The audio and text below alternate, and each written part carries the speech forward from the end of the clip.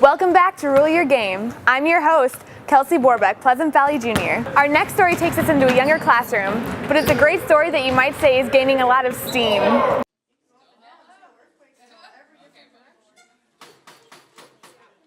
Tonight we're hosting our first annual STEAM showcase. STEAM stands for science and technology, engineering, a component of art, and a component of math.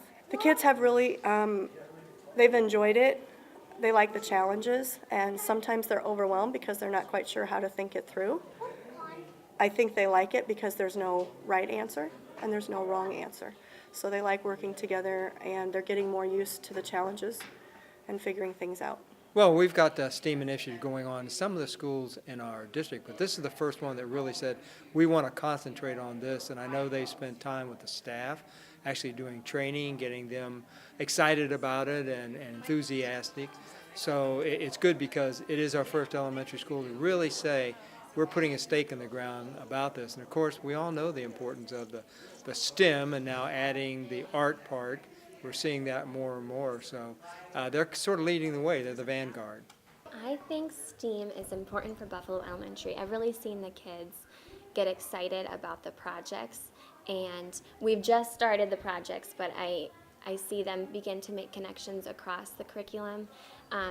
We'll be creating some art projects in art class, and they'll get to use what they're learning in their general classrooms and applying those here to the art room. What we're working on floods, and we interviewed people who were in the 2008 flood and the 1980 flood.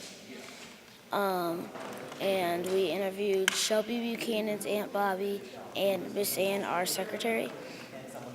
And they were talking about there were some questions were like, how did the flood affect your life, and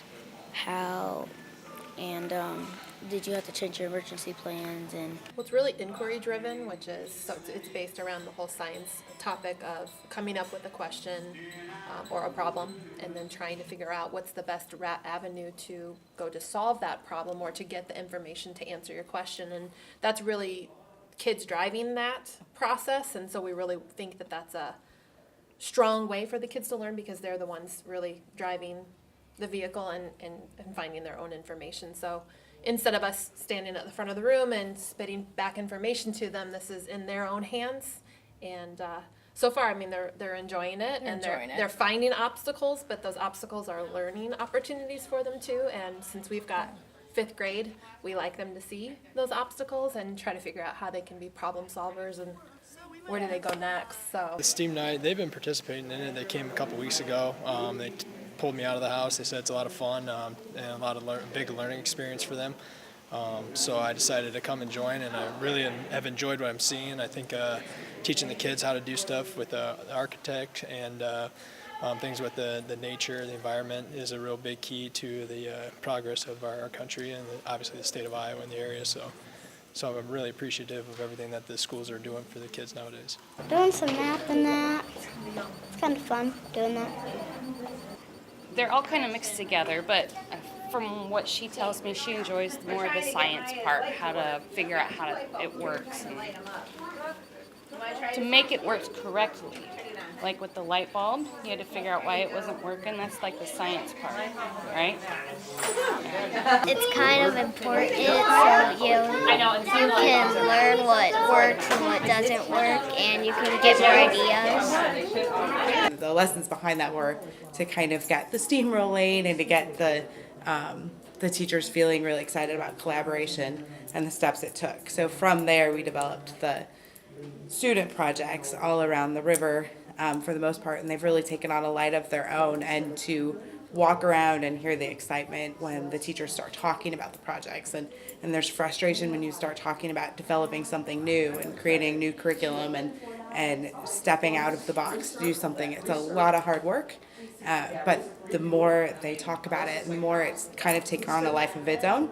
They get really excited, and the fire and enthusiasm that is behind all of these projects is really what is driving the student learning, and we'll continue to do that as we move forward. Great job, kids. Keep up the good work. Still to come on Rule Your Game, our junior reporter takes us inside the world of robotics. Plus, we'll head inside Senior Star, where area seniors and high school students are partnering for a very special project. Stay with us. Rule Your Game is coming right back.